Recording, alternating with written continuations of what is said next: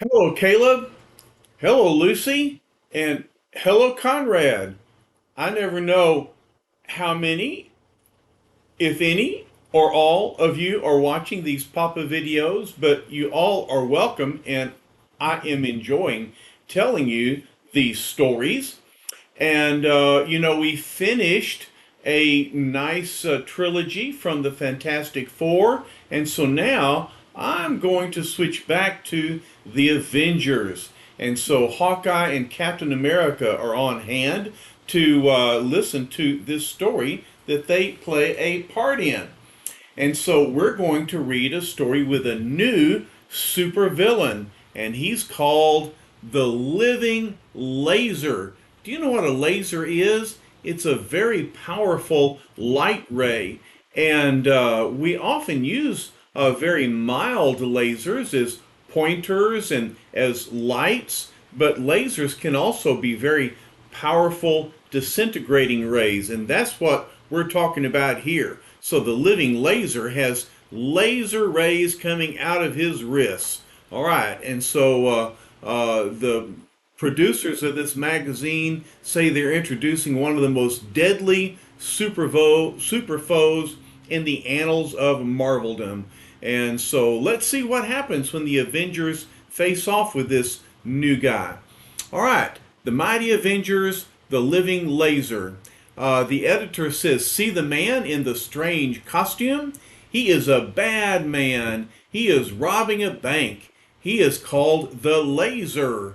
Can you tell why he is called the Laser? Let's read the story and see what happens to the wicked Laser. Okay, so here he is, and he says, ha! No bank vault is safe from the power of the living laser. My irresistible beam cuts through the strongest steel like a hot knife through butter. I've tripped the alarm, but that's no concern of mine. I'll be gone before the police arrive. Sss goes the laser. Clang goes the alarm.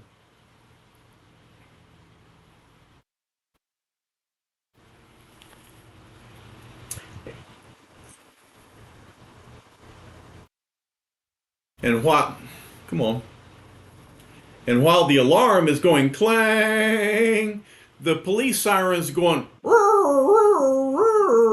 See the cars outside the bank. They're police cars. See how quickly they have arrived. The policeman says, surround the block. Cover all the entrances. Lucky we were cruising by. Nobody got past us yet.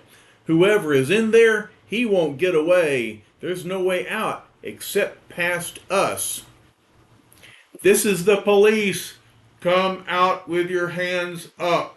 We know you're in there. You haven't a chance. No answer, says the other policeman. We'll give them another 30 seconds.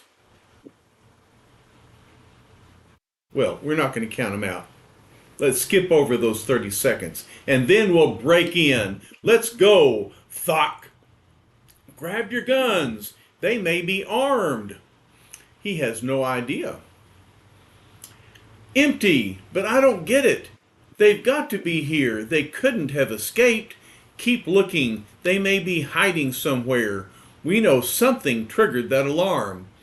Over here, quick. I found the answer. That's the Sarge. He's onto something. You can put those guns away. Looks like we missed the boat. How could they have missed the boat in only 30 seconds? Look at this big hole. Whoever pulled this job got away clean as a whistle through there. But how did he make a hole like that in a steel beamed ceiling? Might as well ask how he cut through the vault. The door is 12 inches thick. I tell you what, a laser is a very powerful weapon. They still don't suspect who I am or what my power is, says the laser, but they'll know soon enough. The whole world will know when the right time comes. I'll toss this packet of bonds back down to them. It means nothing to me. I merely wanted to prove my power, and I succeeded. So he really doesn't care about the money only the power and the notoriety. That is a bad form of fame. Speaking of success, the mighty Avengers are enjoying the fruits of theirs. And so Captain America says, we can take a little breather. What will you be doing with yourself, Goliath? It's back to the lab for me, Cap. I've still got to work on my size reduction project. Remember, a giant man, or Goliath, is stuck at his 10-foot height, and he wants to get back to normal. Steve says, how about you, Jan? While Blue Eyes does the mad scientist bit, I'll catch up on some shopping. You look pretty cheerful, Hawkeye. There must be a female in your future. There sure will be if I can help it. I'm not letting Natasha get away from me again. So Hawkeye wants to check out Black Widow. In that case, since our business is concluded for today, says Goliath, as acting chairman pro tem, I hereby declare this meeting adjourned. Goodness, High Pockets, says Jan, how come you never went into politics? You and Cap are the best speech makers I know. Hawkeye says they might not win any elections, but they're a great cure for insomnia, which means they'll put you to sleep. Hold it, Avengers. The signal light is blinking on the communicator. Someone's trying to reach us. Oh no! Their meeting is not going to be cut short. They don't get to go off on their rest. Drat, there goes my shopping trip, says Jan. It's on our priority A frequency. It must be the police. Which one of us has been jaywalking again? Quips Hawkeye. Sit tight, group. No need for guessing. We'll get the info as soon as I flip this switch. Seconds later, Cap says, a bank robbery? Is that all? That's the whole scoop, Steve. Might as well get going. We'll learn more about it when we get there. Boy, says Hawkeye, if that doesn't take the cake, calling the mighty Avengers from a crummy little bank robbery. Jan says, we can't always battle to save the world from power-mad supervillains, but of course that's exactly what they're going to have to do.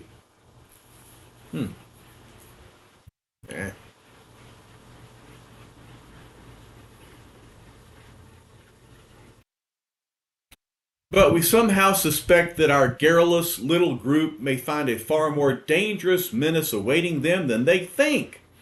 And so they fly off in Tony Stark's new Aero car, which they say is a dreamboat. Yeah, imagine pulling into a filling station in this baby. Better reduce airspeed, we're almost there. So then good grief. As they inspect the damage at the bank, Goliath says it's hard to believe only one man did this and then actually returned all the bonds. Those edges are all too smooth, says Cap. He must have used some sort of disintegrating device. Hawkeye jokes. Maybe he just huffed and he puffed.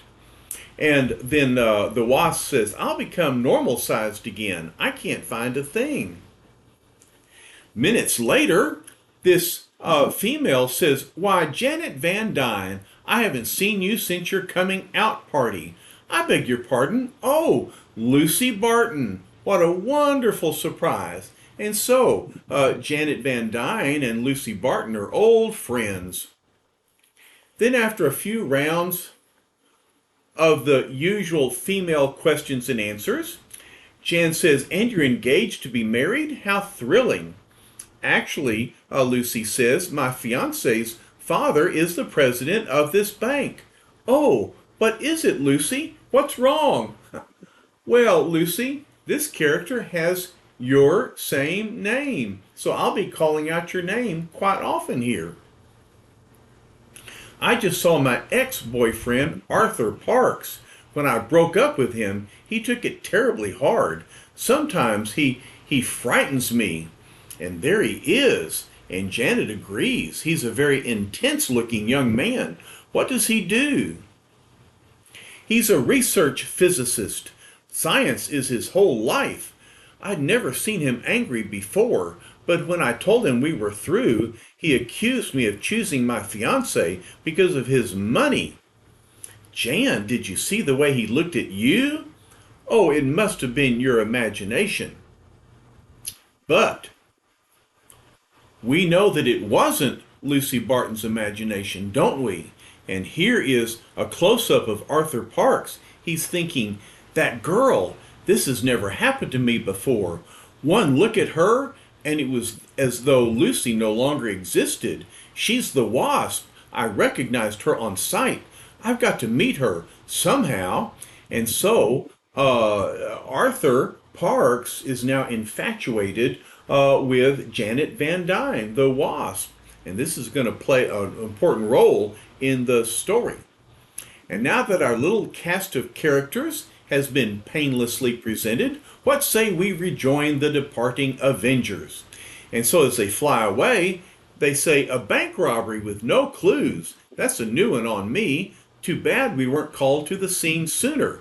Well, there's no more we can do there now. Even though he returned the bonds, I'm sure he will strike again. Well, I'm sure that he will strike again. Otherwise, this comic story is over, right? So let's keep going. Meanwhile, back inside the bank, Lucy looks around and thinks, that's strange. Arthur seems to have vanished. If only I could lose that feeling of danger whenever I see him. And the way he looked at Jan. And speaking of Arthur Parks, this may be as good a time as any to learn a bit more about that somewhat singular stalwart, and what better way than by probing his innermost thoughts, which we can do. Although wiretapping is illegal in certain areas, fortunately for comicdom, mind tapping is still permissible when necessary, and so we get to read people's thoughts. All right, he's thinking, it doesn't seem possible. When Lucy broke off with me, I thought my life had ended. I was ready to do anything to prove that I was better than that banker's son she decided to marry. And now, after just one fleeting glimpse of the Wasp, Lucy means nothing to me. I'm sorry, Lucy. You mean everything to us. We love you. And then Arthur is thinking, I never believed in love at first sight before until today. But what do I do now? She's the partner of the most powerful Avenger of all. But that doesn't have to stop me. My own newfound power has been able to get me all the money I can ever need, and it's giving me something far greater than mere wealth. It's given me a weapon, one strong enough to defeat the Avengers themselves, if they should ever dare to oppose me. Have you figured it out? Have you figured out who Arthur Parks is? Well, let's keep going. I had originally stumbled upon my discovery while doing pure research, a discovery allowing me to harness one of the most awesome sources of energy on Earth. What do you think that source of energy is? But now I'm through with research. My discovery will be used to serve no one but myself. And who is this guy? There's no time like the present. If anyone can win the wonderful Wasp away from Goliath, only one man can do it, and I'm that man. For no one can match the power of, say it with me, the living laser. There he is. And not only does he have powerful weapon in his hands, but look, he's got jets in his belt. All right.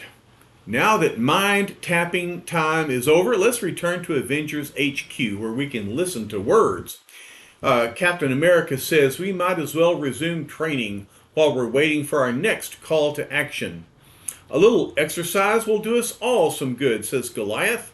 And Hawkeye asks, can't you eager beavers ever just waste time like anyone else? When your career is cut short like mine was years ago, you begin to realize how precious every moment is, Hawkeye, how little time is left to waste. All right, Captain America is preaching. Boy, says Hawkeye, if you ever give up superheroine, you'd make a real swinging preacher. All right, so Hawkeye agrees with me. But you know something, Winghead? Even though you're the world's biggest cornball, I wouldn't swap you for any other partner in captivity. Naturally, answers Cap. No one else could take a galoot like you. Careful, answers Hawkeye. You'll give me a swelled head. Good work, Cap. You're making a real gymnast out of him. Look at Goliath. He's holding up that big barbell. But here comes a Hawkeye, and he's flipping over this bench. He says, "What's the big deal? Cap knows I ain't exactly Grandma Moses, fatap." And so he's jumping around and doing his athletic thing. Then a half hour later, after the high-powered workout, Cap says, "We'll have to get some heavier barbells for you, Hank. You've been lifting them like they're toothpicks. Where are you going now, big fella?" "Back to the lab, Cap. I still want to work on my size reduction formula. Are you coming, Jan?" "Right with you, handsome." But there's the living laser. He says, "I'm in luck. Goliath and the Wasp just left by themselves, so I won't have the other two Avengers to contend with. My first objective must be to convince her that the living laser is the most powerful one of all. First, I'll keep them in sight for a while, studying their methods, learning their weaknesses. By the most simple modification of my laser ray, it can be used to propel me in flight as well as to destroy a foe. Later, with the wonderful Wasp at my side, I'll be the envy of every man alive." If you feel that the living laser is hardly the most well-adjusted of humans, we'd be inclined to agree with you. Anyway, minutes later, "Oof," says Goliath. "I'm going to have to ask Tony Stark to make a bigger version of this ship. As long as he's 10 foot tall, it's hard for him to get in and out of anything. Or else you can carry a shoehorn with you, big boy." But then Jan says, "Hank, be careful. There's someone here."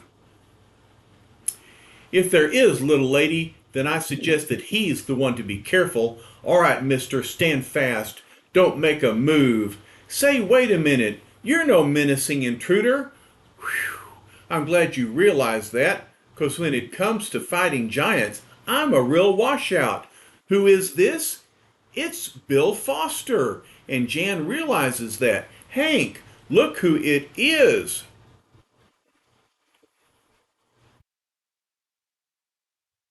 "Bill Foster, you old son of a gun. Welcome back, fella."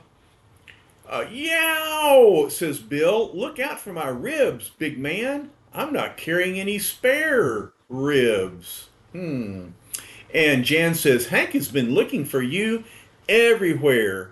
And so Hank and Jan are glad to have Bill Foster back. He's going to help Goliath figure out his size reduction problems. And so we're glad to see him around. Meanwhile, on the roof above, a new indescribable danger lurks. Zzz, the living laser enacts his weapon, and then he thinks one imperceptible small hole in the ceiling above them is all I will require. And there they are, just as I knew they'd be. There's another with them as well, but he seems to possess no threatening superpowers, and even if he did, what power could hope to overcome the unbeatable attack of the living laser?